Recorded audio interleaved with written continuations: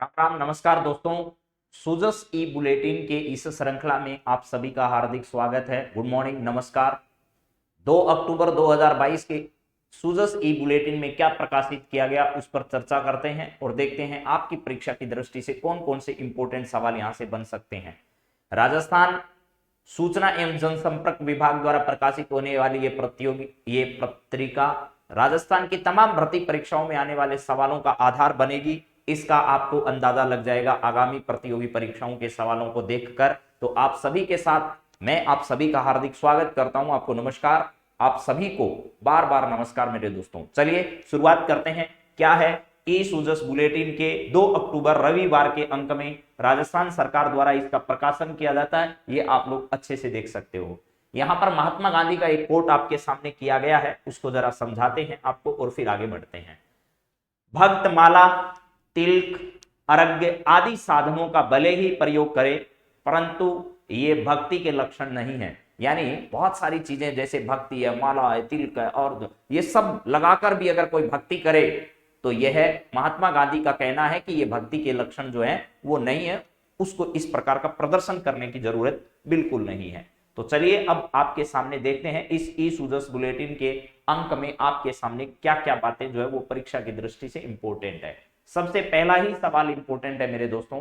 गांधी जी की जयंती पर SMS stadium में जो सर्वधर्म प्रार्थना सभा का आयोजन किया गया, उस प्रार्थना सभा का पूरे राजस्थान ने विश्व रिकॉर्ड बनाया है। यानी सबसे ज्यादा 1.58 करोड़ के आसपास बच्चों ने एक साथ इस सर्वधर्म सभा में भाग लेकर पूरे राजस्थान भर के स्कूलों में इस कार्यक्रम का आयोजन किया गया। उसमें इस रिकॉर्ड को क्या किया गया मेरे दोस्तों, कायम किया गया। इससे पहले 15 अगस्त पर भी आपको मालूम होगा एक साथ सबसे ज्यादा बच्चों ने राष्ट्रगान एक साथ गाकर जो है वो विश्व रिकॉर्ड पहले भी राजस्थान में कायम किया है। ठीक है, तो आप लोगों के साथ इस बारे में विचार करते हैं। मुख्यमंत्री अशोक गहलोत ने कहा कि गांधी जी के विचार आज सारे विश्व के लिए प्रासंगिक है। उन्होंने अपने विचारों और जीवन शैली से संसार को सत्य और अहिंसा का संदेश जो है वो दिया था। इस समय गांधीवादी सोच ही विश्व को शांति और अहिंसा के मार्ग पर ले जा सकती है, ऐसा उन्होंने कहा। और एसएमएस स्टेडियम में सर्वधर्म सभा का आयोजन किया गया जिसमें विश्व रिकॉर्ड बना। और यह विश्व रिकॉर्ड जो है वो मेरे दोस्तों, विश्व रिकॉर्ड जो है world book of records London जो है उसके प्रतिनिधि प्रथम भल्ला द्वारा राजस्थान के मुख्यमंत्री अशोक गहलोत जी को, ये देख लीजिए, ये महात्मा गांधी जी की प्रतिमा आपको पता है सचिवालय में लगी हुई है मेरे दोस्तों। वहां पर पुष्प अर्पित करते हुए हमारे राजस्थान के मुख्यमंत्री, और ये राजस्थान को देखिएगा दिया गया है यानी विश्व रिकॉर्ड बना। तो इसके वर्ल्ड बुक ऑफ रिकॉर्ड्स जो लंदन है उसके प्रतिनिधि जो है वो प्रथम भल्ला जी द्वारा राजस्थान के मुख्यमंत्री को यह सर्टिफिकेट प्रोवाइड कराते हुए, और इस साफ शब्दों में लिखा है world book of records London द्वारा provisional certificate art literacy culture and archaeology department जो है उसके द्वारा इसको प्रदान किया जाता है। तो यह सर्टिफिकेट जो है वो कल राजस्थान को दिया गया और राजस्थान ने वर्ल्ड बुक ऑफ रिकॉर्ड्स में अपना नाम जो है वो क्या किया है, दर्ज कराया है। और इसके साथ साथ विभिन्न विद्यालयों से आए बच्चों ने यहाँ पर तिरंगा लहराते हुए वैष्णव जन तो तेने कहिए, दे दी हमें आजादी बिना खड़क बिना ढाल, वो एक ही सच्चा, इस प्रकार के गायन जो है वो यहाँ पर गाकर इनका यहाँ पर स्वागत किया, अभिनंदन किया। तो चलिए इसके बाद बात करते हैं अगले पॉइंट्स के बारे में। अगला पॉइंट्स हमारा क्या है जरा देखिएगा। इसी बारे में 5 गांधीवादी, इसी कार्यक्रम में 5 गांधीवादी विचारकों को गांधी सद्भावना सम्मान 2022 से क्या किया गया, सम्मानित भी किया गया मेरे दोस्तों। वो 5 लोग कौन कौन से थे, उन 5 लोगों के बारे में आपको यहां बताते हैं एक एक करके। सबसे पहले गांधी जयंती के अवसर पर 5 लोगों को जो है वो पुरस्कार दिया गया, जिनमें सबसे पहले डॉक्टर एस.एन. सुब्बाराव, मरणोपरांत इनको यह पुरस्कार दिया गया। Doctor SN. सुब्बाराव को यह पुरस्कार प्रदान किया गया। ठीक है, गांधी सद्भावना पुरस्कार 2022 राजस्थान सरकार के द्वारा। इसके बाद नेमीचंद जो हैं उनको भी मरणोपरांत पुरस्कार दिया गया। इसके बाद अमरनाथ भाई जी, गांधी पीस फाउंडेशन के अध्यक्ष श्री कुमार प्रशांत जी और भगवान महावीर विकलांग सहायता समिति के founder chief trainer Shri DR. Mehta भी इसमें क्या हुए थे, शामिल हुए थे। इन 5 प्रतिनिधियों को देख लिए सम्मान दिया गया, प्रशस्ति पत्र दिया गया। 5 लाख रुपए का पुरस्कार इसमें दिया जाता है। गांधी सद्भावना पुरस्कार में 5 लाख रुपए तक का, इसमें 5 लाख रुपए तक का चेक दिया जाता है। प्रशस्ति पत्र, शॉल ओढ़ाकर सम्मानित इसमें किया गया। मुख्यमंत्री ने विभिन्न विभागों के जो इंटीग्रेटेड पोर्टल है उनका भी इस समय क्या किया, लोकार्पण किया, और विभिन्न प्रकार की जानकारियां जो है इसमें दी जा सकती है। यानी इन्होंने सूचना एवं प्रौद्योगिकी विभाग के इंटीग्रेटेड पोर्टल का भी लोकार्पण अभी हाल ही में मुख्यमंत्री ने इसी कार्यक्रम के अवसर पर किया था। तो ये सब बातें आपको ध्यान रखनी है। ये 5 व्यक्ति जो हैं इनके बारे में परीक्षा में सवाल आपसे पूछा जा सकता है। लाल बहादुर शास्त्री जी की भी जयंती कल ही मनाई गई, ये भी आपको पता होना चाहिए। भारत के पूर्व प्रधानमंत्री लाल बहादुर शास्त्री जी, अहिंसावादी विचारधारा से अलग पहचान हम बना सकते हैं, ऐसा मुख्यमंत्री जी ने कहा। गांधी जी से मिली प्रेरणा, मुख्यमंत्री जी के देश की पूर्वी सीमा पर आए शरणार्थी संकट के दौरान शरणार्थी शिविरों में सेवा करने की प्रेरणा उन्हें गांधी जी से मिली थी, ऐसा भी उन्होंने कहा है। चलिए, इसके बाद हमारे लिए कौन सी खबर जो है वो काम की है वो जरा देखते हैं। यहां पर अलवर की ये खबर आपके सामने है।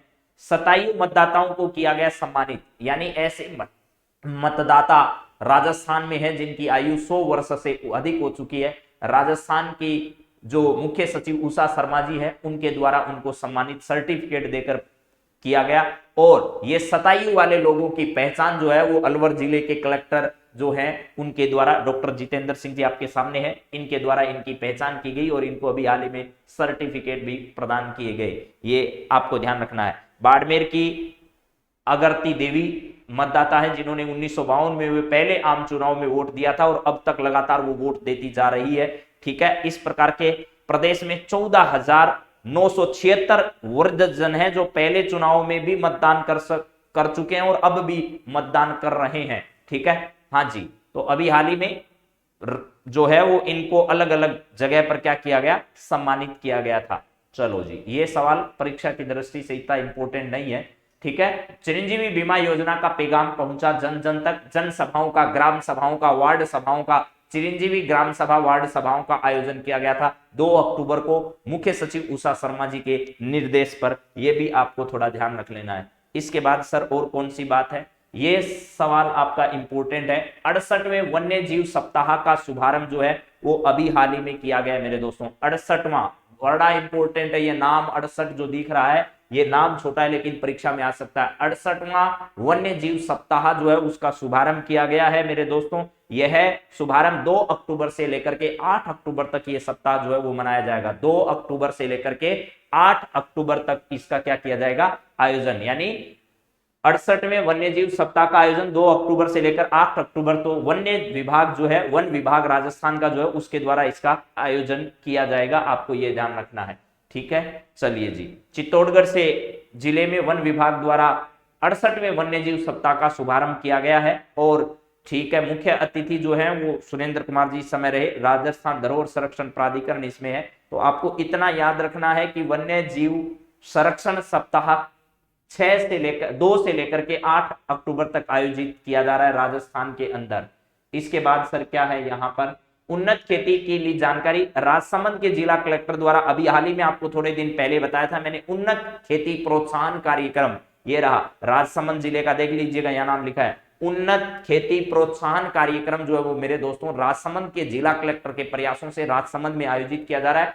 इसमें किसानों को उन्नत बीज प्रदान किए जा रहे हैं। उन्नत प्रकार के जो पौधे हैं, आंवले का पौधा है, इस प्रकार के अलग अलग सीताफल के पौधे हैं वो भी यहाँ पर प्रदान किए जा रहे हैं। राजसमंद में ये कार्यक्रम आयोजित किया जा रहा है। उन्नत खेती प्रोत्साहन कार्यक्रम के तहत कई प्रकार के कार्यक्रम यहाँ पर आयोजित हो रहे हैं। इसके बाद सर अगला क्या है, अगला है युवा वर्ग खादी को अपनाकर राज्य और राष्ट्र हित में कर सकता है सुखद परिवर्तन, खादी एवं ग्रामोद्योग मंत्री ने ये कहा है।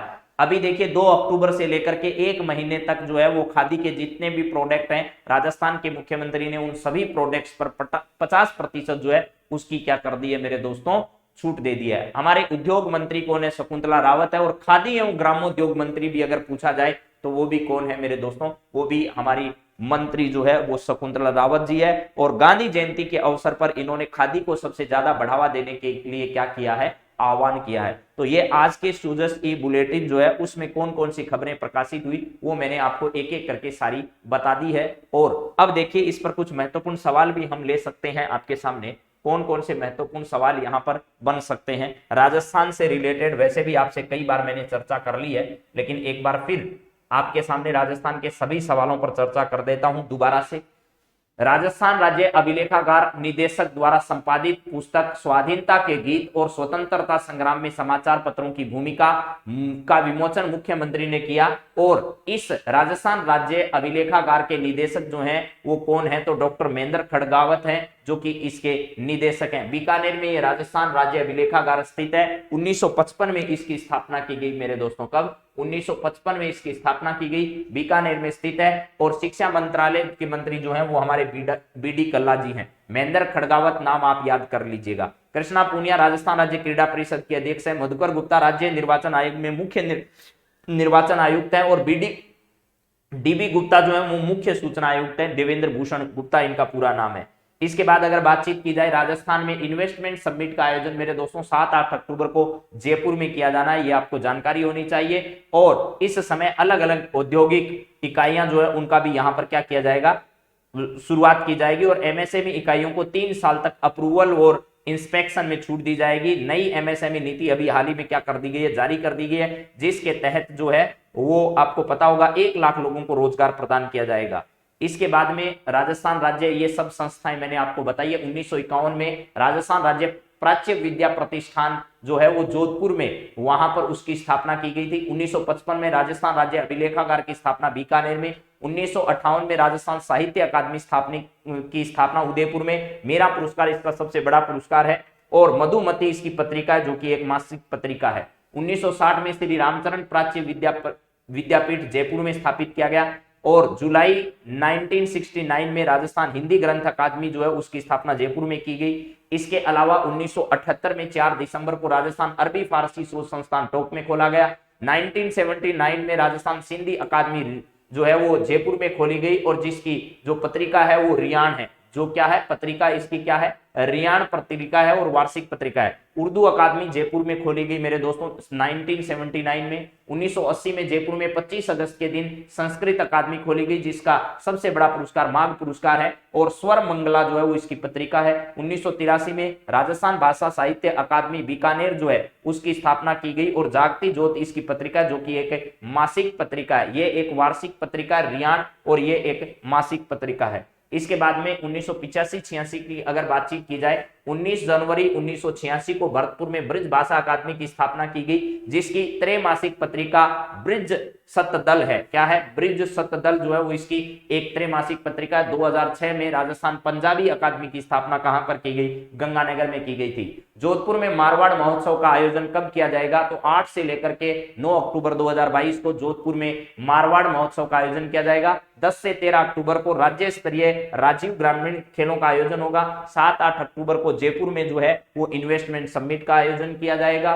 पर्यटन विभाग के मंत्री विश्वेंद्र सिंह है। आरटीडीसी 1989 में स्थापना, धर्मेंद्र राठौड़ इसके जो हैं वो वर्तमान में अध्यक्ष हैं। और होटल को राजस्थान में उद्योग का दर्जा दिया जा रहा है। इसके अलावा पर्यटन भी राजस्थान में उद्योग के दर्जे के हिसाब से शामिल है। मारवाड़ रत्न पुरस्कार पिछली बार रूमा देवी को दिया गया था। राजीविका की ब्रांड एम्बेसडर है। राजस्थली नाम से राजीविका के जो प्रोडक्ट हैं वो बिकते हैं ऑफलाइन, और ऑनलाइन जो प्रोडक्ट हैं वो राज सखी के नाम से क्या करते हैं, मार्केट में उपलब्ध हैं। इसके अलावा ये मारवाड़ महोत्सव है, जोधपुर में इस मारवाड़ महोत्सव का आयोजन किया जाएगा। राजस्थान के मुख्यमंत्री भी इसमें हिस्सा लेंगे। चलिए इसके बाद में अगली बात करते हैं। हाल ही में किस राज्य ने सर्वधर्म सभा का विश्व रिकॉर्ड जो है वो वर्ल्ड बुक ऑफ रिकॉर्ड्स में अपना नाम दर्ज कराया? लगभग 1.58 करोड़ बच्चे जो हैं इन्होंने इसमें भाग लिया। इसका आयोजन एसएमएस स्टेडियम में किया गया। राजस्थान ने इसमें अपना नाम दर्ज कराया है।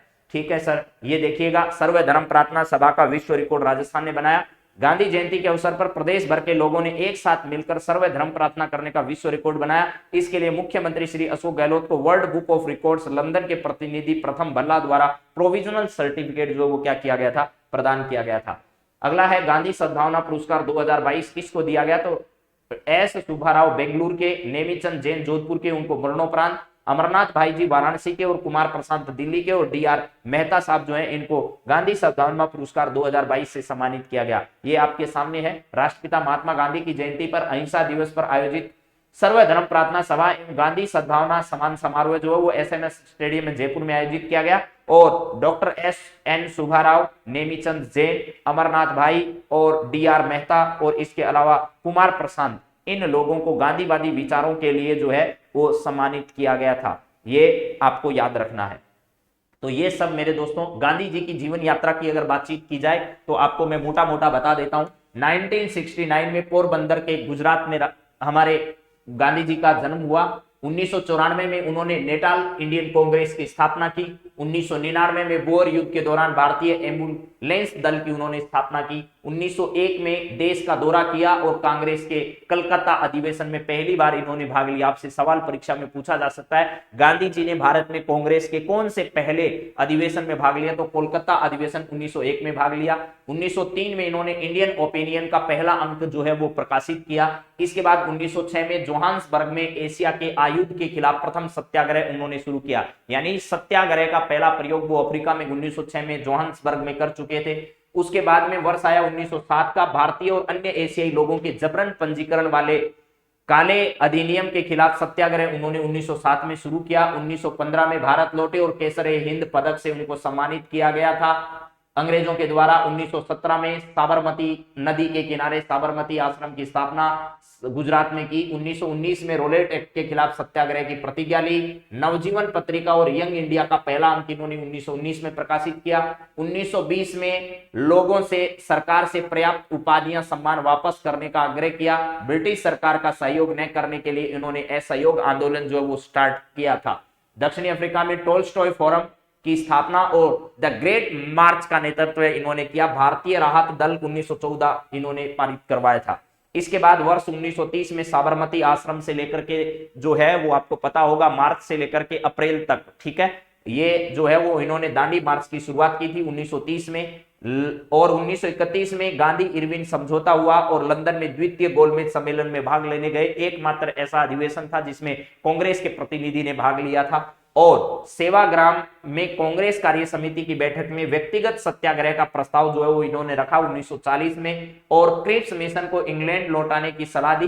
भारत छोड़ो आंदोलन जो है वो पारित करवाया और करो और मरो का नारा 1942 में भारत छोड़ो आंदोलन के तहत दिया था। इसके बाद 1948 में 30 जनवरी के दिन आपको पता होगा नाथूराम गोडसे ने उनके सीने में 3 गोलियां लगा दी और उनके बेटे का नाम रामदास ने यमुना के तट पर उनका अंतिम संस्कार किया था। ये सब बातें आपको ध्यान रखनी है। प्लस इसके साथ साथ हमने 2 अक्टूबर को भारत के पूर्व प्रधानमंत्री, पूर्व पीएम जो हैं और बड़े शानदार व्यक्तित्व के धनी हमारे लाल बहादुर शास्त्री जी हैं, उनकी भी जयंती हमने क्या की, मनाई। तो ऐसे मित्रों आपको ये सब बातें याद रखनी है। आज की क्लास से हम लोग लेते हैं विराम। अगली क्लास में आप लोगों से फिर करेंगे मुलाकात। तब तक आप सभी को बहुत अच्छे से, एक सवाल और बच गया था, राज्य के केलादेव अभ्यारण्य क्षेत्र में जंगल सफारी का उद्घाटन किसके द्वारा किया गया था? अभी हाल ही में रमेश मीणा पंचायती राज मंत्री है, उनके द्वारा किया गया।